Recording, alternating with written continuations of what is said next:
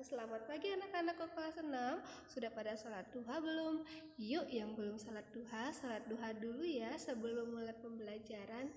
Nah, kalau sudah salat duha kita mau mulai pembelajarannya. Pertama-tama anak-anak siapkan dulu buku tulis 1 dan alat tulisnya. Nanti anak-anak dengarkan materi yang akan ibu sampaikan ya. Nah, kemudian 2 minggu yang akan datang setelah tugas-tugasnya selesai, anak-anak kumpulkan tugas-tugasnya ke sekolah. Akan ibu guru nilai untuk mengisi nilai rapor kalian. Semangat anak-anak kelas 6. Jika ada materi yang belum dipahami, nanti bisa konsultasi lagi ke ibu guru ya lewat WhatsApp. Semangat anak-anak.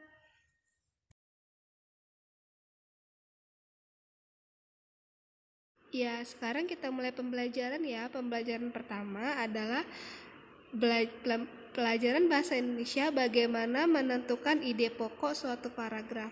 Nah, di sini pada halaman 2 ada teks yang berjudul Bagaimana Jagung Berkembang Biak. Nah, kemudian anak-anak diminta untuk menentukan bagian mana ide pokok yang termasuk ide pokok paragraf. Coba, anak-anak sudah tahu belum apa itu ide pokok? Ide pokok adalah suatu kalimat utama yang menjelaskan isi paragraf secara keseluruhan. Apa sih ciri-ciri ide pokok?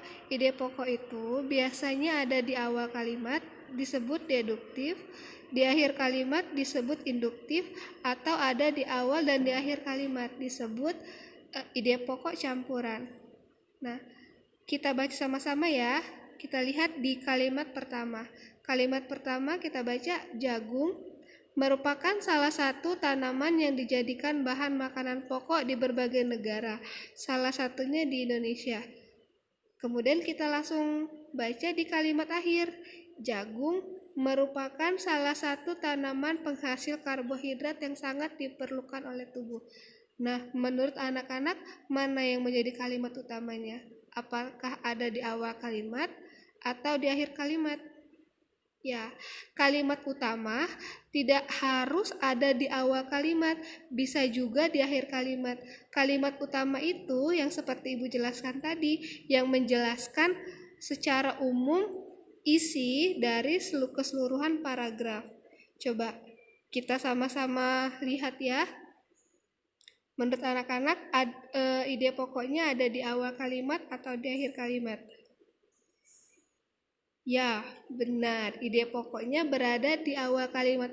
Kenapa ide pokoknya berada di awal kalimat? Karena pada awal kalimat ini secara umum menjelaskan isi dari paragraf sampai pada kalimat akhir. Kalau di kalimat kedua dan kalimat ketiga itu merupakan kalimat penjelas yang lebih mengkhususkan penjelasan mengenai jagung. Ya, coba kita baca lagi. Jagung merupakan salah satu tanaman yang dijadikan bahan makanan pokok di berbagai negara, salah satunya di Indonesia. Ya, ini adalah kalimat utamanya atau ide pokok atau juga gagasan pokok. Jadi, jangan bingung anak-anak kalau ada soal bagaimana menentukan ide pokok atau kalimat utama atau juga gagasan pokok. Ide pokok, kalimat utama, dan gagasan pokok itu adalah sama.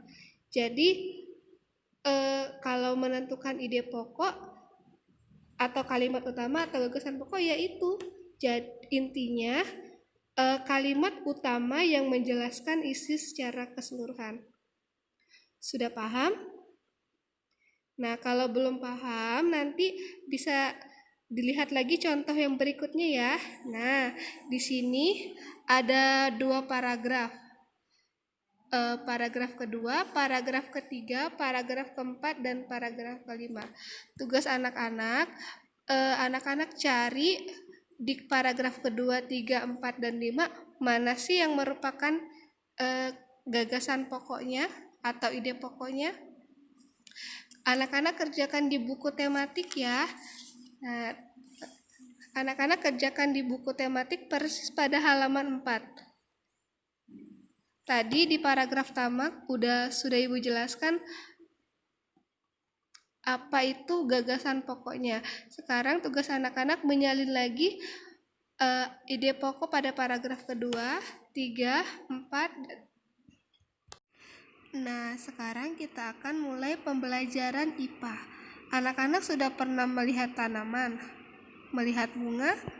Ya, ini adalah contoh penampakan bunga tanaman. Bunga tanaman terdiri dari mahkota bunga yang terletak di atas bunga, benang sari atau disebut juga alat kelamin jantan. Ada kelopak bunga yang melindungi bunga yang berada di bawah, tepat di bawah bagian bunga, biasanya berwarna hijau ya. Ada dasar bunga yang dekat dengan tangkai bunga. Ada kepala sari, ada tangkai sari, kepala putik. Kepala putik ini disebut juga sel kelamin betina. Ada tangkai putik. Jadi kepala putik dan tangkai putik itu terletak di tengah-tengah bunga yang kecil, berada di antara kepala sari dan tangkai-tangkai sari. Kemudian ada bakal biji yang ada di tengah-tengah bunga. Inilah yang akan dilakukan penyerbukan tanaman. Nah, jadi pada tanaman terdapat juga perkembangbiakan generatif atau perkembangbiakan secara kawin yang terjadi melalui proses penyerbukan dan proses pembuahan. Perkembangbiakan generatif pada tumbuhan diawali dengan penyerbukan, yaitu melekatnya atau jatuhnya serbuk sari ke kepala putik. Jadi, bunga ini tidak bisa melakukan penyerbukan sendirian. Penyerbukan pada bunga dibantu oleh hewan dan dibantu juga oleh alam. Jadi kalau anak-anak pernah melihat kupu-kupu atau kumbang yang sedang hinggap di bunga, itulah yang membantu proses penyerbukan pada bunga. Nah, kalau pada angin, jadi ketika angin berhembus, angin tersebut membawa benang-benang sari. Nah, benang-benang sari yang menempel pada bunga lain, disitulah terjadinya penyerbukan. Nah, setelah terjadi penyerbukan, pada serbuk sari akan tumbuh buluh serbuk sari menuju ke ruang bakal biji. Nah, di sini. Jadi nanti serbuk sari yang sudah diserbuki akan menuju ke bakal biji. Kemudian serbuk sari tersebut di dalam ruang bakal biji akan terjadi pembuahan. Pembuahan itu yaitu peleburan serbuk sari atau sel kelamin jantan dengan kepala putik sel kelamin betina. Hasil dari pembuahan tersebut disebut zigot. Zigot berkembang menjadi lembaga. Lembaga itu berupa biji ya. Jadi lembaga tersebut berkembang menjadi bakal biji. Bakal biji akan berkembang menjadi bakal buah, kemudian bakal buah tersebut yang akan berkembang menjadi daging buah. Nah, dari bakal buah tersebut akan menjadi daging buah yang merupakan calon tumbuhan baru. Tumbuhan yang berkembang biak secara generatif ini atau melalui bakal biji ini antara lain contohnya padi, mangga, durian, dan jambu. Sudah jelas anak-anak tentang penyerbukan dan tentang bunga? Nah, tugas anak-anak ada di halaman 6. Di halaman 6 ya, jadi nanti di buku anak-anak tulis 2 kolom seperti ini. Ada gambar bagian bunga dan cara penyerbukan. Anak-anak boleh mengambil contoh bunga apa saja yang ada di sekitar tanaman anak-anak. Kemudian anak-anak gambar bunganya. Kemudian dituliskan bagian-bagian bunga tersebut seperti pada contoh halaman 5. Ya, dikasih garis-garis, dituliskan bagian-bagian tanaman tersebut dan dituliskan juga cara penyerbukannya di kolom sebelahnya. Jelas? Ya, kalau kurang jelas bisa ditanyakan lagi ke ibu guru ya lewat WhatsApp. Nanti akan bu guru jelaskan lebih lanjut. Ya, semangat anak-anak. Kemudian kita akan berlatih tugas berikutnya.